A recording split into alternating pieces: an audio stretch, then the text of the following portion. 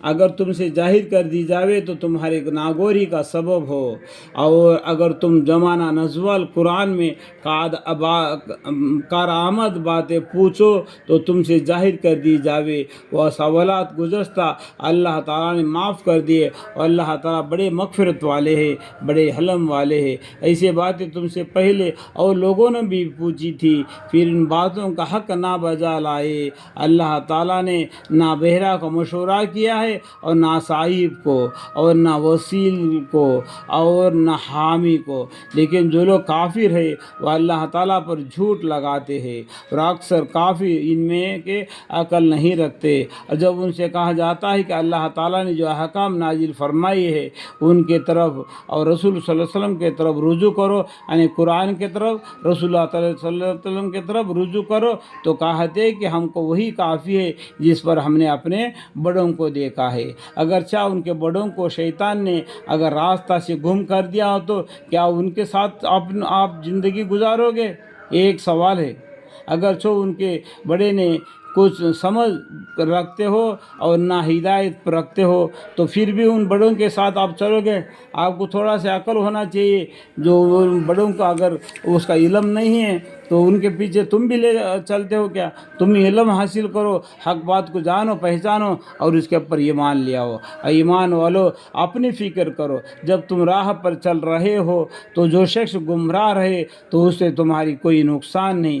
اللہ ہی کے بعد تم سب کو جانا ہے، پھر تم کو سب جتلا دیں گے۔ یہ پیج نمبر 151۔ جب تم راہ پر رہے ہو تو جو شخص گمراہ رہے تو اسے تمہاری کوئی نقصان نہیں۔ اللہ ہی کے پاس تم سب کو جانا ہے، پھر وہ تم سب کو جتلا دیں گے جو کچھ تم سب کیا کرتے تھے۔ اے ایمان والو، تمہارے آپس میں دو شخص کا وصیہ ہونا مناسب ہے جب کہ تم میں سے کسی کو موت آنے لگے، جب وصیت کرنے کا وقت وہ دو شخص ایسے ہو کہ دیندار ہو اور تم میں سے ہو، یا غیر قوم کے دو شخص ہو۔ اگر تم کہیں سفر میں گئے ہو پھر تم پر واقع موت کا آپ پڑ جاوے، اگر تم کو شب ہو تو ان دونوں کو بعد نماز کے روک لو، پھر دونوں خدا کے قسم کھائے کہ ہم اس قسم کے اور کوئی نفع نہیں لینا چاہتے، اگرچہ کوئی قرابت دار بھی ہوتا، اللہ کی بات کی ہم پوشیدہ نہ کریں گے، اور ورنہ ہم اس حالت میں سخت گناہگار ہوں گے۔ پھر اگر اس کا اطلاع ہو کہ وہ دونوں کسی گناہ کے مرتکب ہوئے ہیں تو ان لوگوں میں سے جن کے مقابل میں گناہ کا ارتکاب ہوا تھا اور دو شخص جو سب میں قرابت تر ہے جہاں وہ دونوں کھڑے ہوئے تھے، یہ دونوں کھڑے ہو، پھر دونوں خدا کی قسم کھائے کہ بایقین ہماری یہ قسم ان دونوں کی اس قسم سے زیادہ راستہ ہے، اور ہم نے ذرا تجاوز نہیں کیا، اور نہ اس حالت میں سخت ظالم ہوں گے۔ یہ بہت ذریعہ ہے، یعنی یہ بہت قریب ذریعہ ہے اس امر کا کہ وہ لوگ واقعہ کو ٹھیک طور پر ظاہر کر دے، یا اس بات سے ڈر جاوے کہ ان سے قسم کھا لینے کے بعد وارثہ پر قسم متوجہ کی جاوے گی۔ اور اللہ تعالیٰ سے ڈرو اور سنو، اور اللہ تعالیٰ فاسق لوگوں کو رہنمائی نہ کریں گے۔ جس روز اللہ تعالیٰ پیغمبروں کو ان کے امتوں کے جمع کریں گے، پھر ارشاد فرمائیں گے کہ تم کو ان امتوں کی طرف سے کیا جواب ملا تھا؟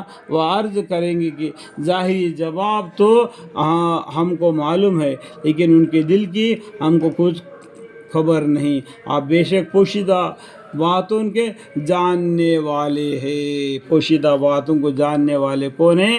اللہ ہے۔ جب اللہ تعالیٰ ارشاد فرمائیں گے اے عیسیٰ ابن مریم السلام میرے انعام یاد کرو جو تم پر اور تمہاری والدہ یعنی ان کے ماں مریم علیہ السلام پر ہوا ہے، جبکہ میں نے تم کو روح القدس سے تائید دی، تم آدمیوں سے کلام کرتے تھے گود میں بھی، یعنی بچپن میں جب دودھ پیتے تھے بچہ جو گود میں بھی آدمیوں سے کلام فرماتے تھے، اور بڑے عمر میں بھی، اور جبکہ میں نے تم کو وہ کتاب یعنی انجیل دی اور سمجھ کی باتیں بتلائی اور توریات اور انجیل تعلیم کی، اور جبکہ تم گارے سے ایک شکل بناتے تھے جیسے پرندے کا شکل ہوتی ہے میرے حکم سے، پھر تم اس کے اندر پھونک مارتے تھے جسے وہ پرندہ بن جاتا تھا میرے حکم سے۔ دیکھو میرے کا مطلب کیا ہے؟ اللہ کے حکم سے، اور تم اچھا کر دیتے تھے اور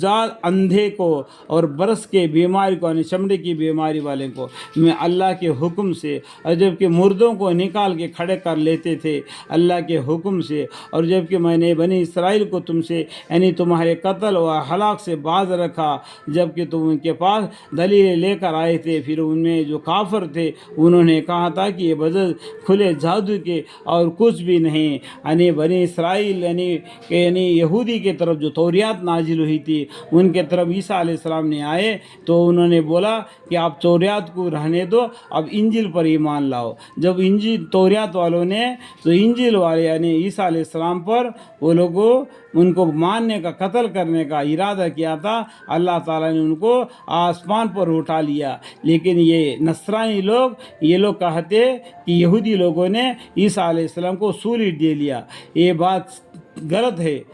اللہ تعالیٰ نے ان کو آسمان اٹھا لیا، قیامت کے دن نشانی بن کے دوبارہ دنیا میں آئیں گے دجال کا ختم کرنے کے لیے، جبکہ میں نے ہوائی کچھ بھی نہیں، یہ لوگوں نے کیا کیا؟ بغیر کھلے جادو کے اور کچھ بھی نہیں، جبکہ میں نے حواریوں کو حکم دیا کہ حواری کون ہیں؟ وہ دھوبیا ہے جو کپڑے دھونے والے، تو حکم دیا کہ تم مجھ پر اور میرے رسول صلی اللہ علیہ وسلم پر ایمان لاؤ، یعنی عیسیٰ علیہ السلام پر ایمان لاؤ۔ اس طریقے سے حواریوں کو اللہ تعالیٰ نے حکم دے دیا۔